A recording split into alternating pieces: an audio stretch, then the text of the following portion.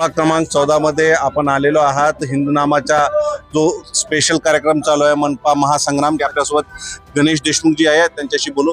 Ganesh sir, तुमच्याशी बोलण्याआधी मी सर्वात आधी वार्डाच्या बाबतीत बोलण्याआधी काल जे रवींद्र चव्हाण यांनी वादग्रस्त विधान दिलेलं आहे, तुमच्या वडिलांची आणि विलासराव साहेबांची खूप चांगली मैत्री होती.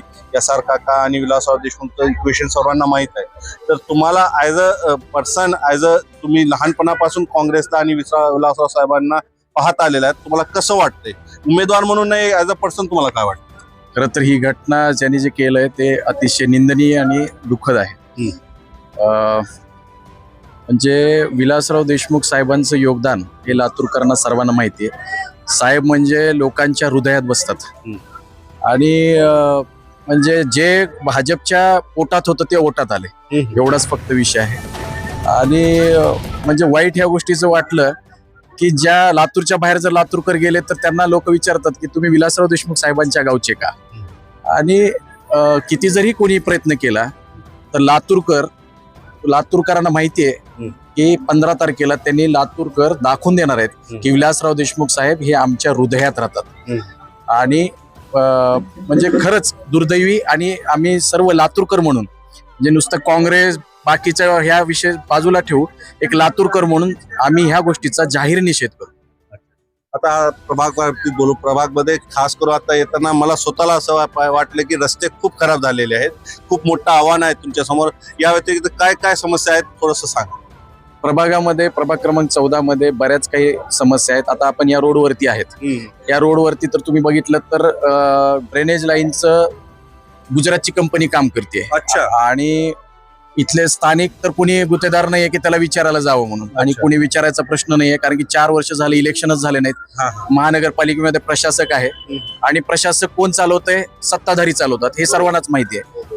आणि सगळा गोंधळ आहे आणि रस्ते असे खोदून ठेवलेत आणि त्याला कोणी बघायला कोणी नाहीये. तर आमचं नक्कीच जेव्हा आम्ही ह्याच्यात येऊ, निवडून येऊ असं मी म्हणतो, तर त्यावेळी आम्ही नक्की प्रयत्न करू की हे रस्ते लवकरात लवकर होतील, नाल्या होतील. आणि प्रभागामध्ये बरेच काही प्रश्न आहेत. वेगवेगळ्या भागामध्ये प्रभाग मोठा आहे, वेगवेगळ्या भागामध्ये वेगवेगळे प्रश्न आहेत.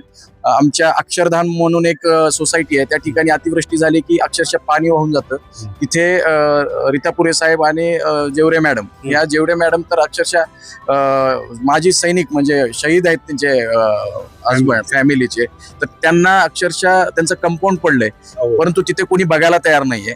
तर आमचं पहिलं प्राधान्य त्या गोष्टीला असेल की तिथे मोठा नाला तयार करणे. खाडगाव परिसर आणि हा नॅचरल स्लोप आहे, त्या ठिकाणी ड्रेनेज लाईनची गरज आहे. सौभाग्य नगर, गणेश चौक आणि हा जो वैभव नगरचा परिसर आहे ना, तो अफेक्टेड होतो दरवेळी पावसाच्या वेळी. तर त्याला व्यवस्थित करायचा प्रयत्न करेल. आणि आपला हा जुना औसा रोडला थोडा गुन्हेगारी प्रवृत्ती वाढलेली आहे. तर आम्हाला इथे एक पोलीस चौकी आहे.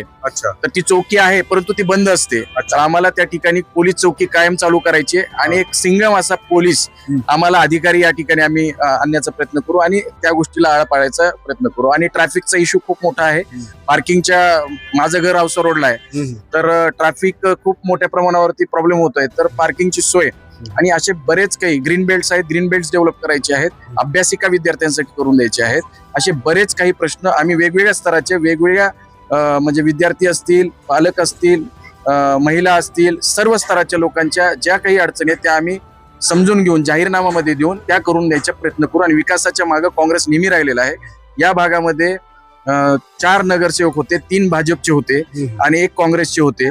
3 पैकी 1 तर मला दिसले नाहीत, ना भाजपला दिसले, ना कोणाला दिसले. आणि जे होते ते काँग्रेसने विकास केलाय. अमित देशमुख साहेबांच्या नेतृत्वाखाली विकास झालाय. इथे जो विकास झालाय काँग्रेसने विकास झालाय, जो काही विकास झालाय. आता 4च्या 4 जर उमेदवार निवडून आले तर नक्कीच काँग्रेस विकास करणारा पक्ष आहे.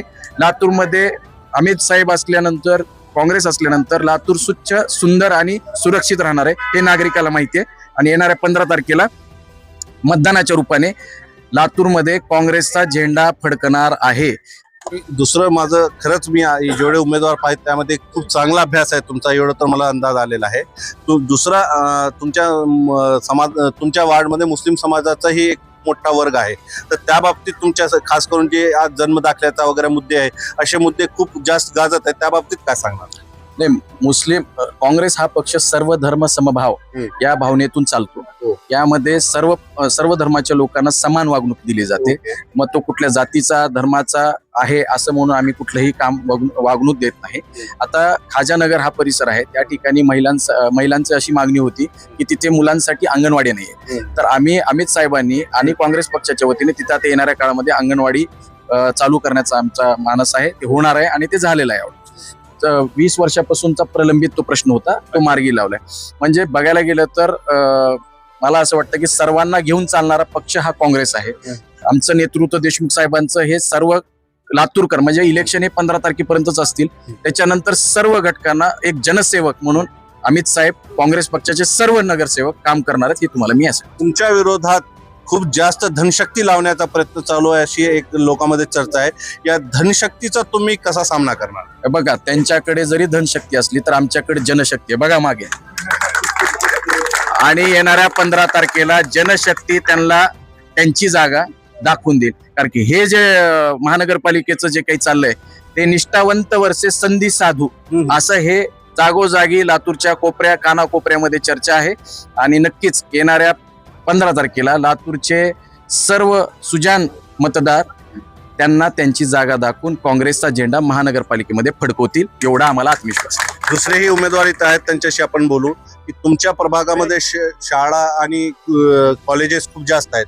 मुलींच्या सुरक्षिततेसाठी तुम्ही काय प्रयत्न करणार ते सांगा. नमस्कार, मी दीपाली शेखर हविले, प्रभाग क्रमांक 14 मधून क विभागातून मी निवडून येणार उमेदवार म्हणून उभी आहे. आता सरांनी सांगितलं, गणेशजी देशमुख सरांनी सांगितलं त्याप्रमाणेच सर्व काही व्यवस्था चोख होणारच आहे. इथं आम्ही आलो आहोत फक्त इथल्या मतदारांच्या विकासासाठी आलेलो आहोत. आणि मी एक महिला म्हणून साधारणपणे माझी स्वतःची बालवाडी शाळा आणि मी स्वतः एक लेक्चरर असल्यामुळे आणि मी स्वतः आता सध्या जे काही प्रकरण घडलेले आहेत महिला संबंधित बाल लैंगिक अत्याचार असतील त्या संदर्भात आमचं सारखं चळवळ चालू असते, कार्यक्रम चालू असतात, आंदोलनं चालू असतात. तामिनी पथक वगैरे जे असे बरेच पथक आहेत त्या पथकांना अजून आम्ही संख्या वाढवून अनेक प्रकारचे असे दामिनी पथक किंवा रणरागिणी पथक महामंडळ आम्ही स्थापन करून मुलींच्या पर्टिक्युलरली लहान मुली असतील किंवा आजकाल तसं काही राहिलंच नाही, लहान मुलगी असेल मोठ्या वृद्ध असतील, सगळ्याच महिला सध्या तरी आम्हाला असुरक्षित त्यांच्याबद्दल वाटते. तर सगळ्यात पहिलं आमचं प्राधान्य असेल की महिला सुरक्षितेवर असेल. शाळेकरी मुलांमध्ये गुन्हेगारी वृत्ती आणि नशाचा जे आहारी जात आहेत त्या बाबतीत तुम्ही काय सांगणार? सगळ्यात याला आता आपण जर पाहिलं तर सध्याच्या वेळेस आता सर्व पालक, आता मी जेव्हा पालकांशी भेटतो तर सध्या मोबाईल आपण जे म्हणतो आणि रील पाहणं आणि साधारणपणे तरुणांना काही कामच नाहीये. आणि हे साधारण आपण म्हणतो की काही गोष्टी जे फुकट मिळत आहेत मुलांना, तर त्यांचं काय झालंय की काम नाही, आपल्या हाताला काम नसलं तर ओनली हाताचं काम त्यांचं मोबाईलवर चालतं.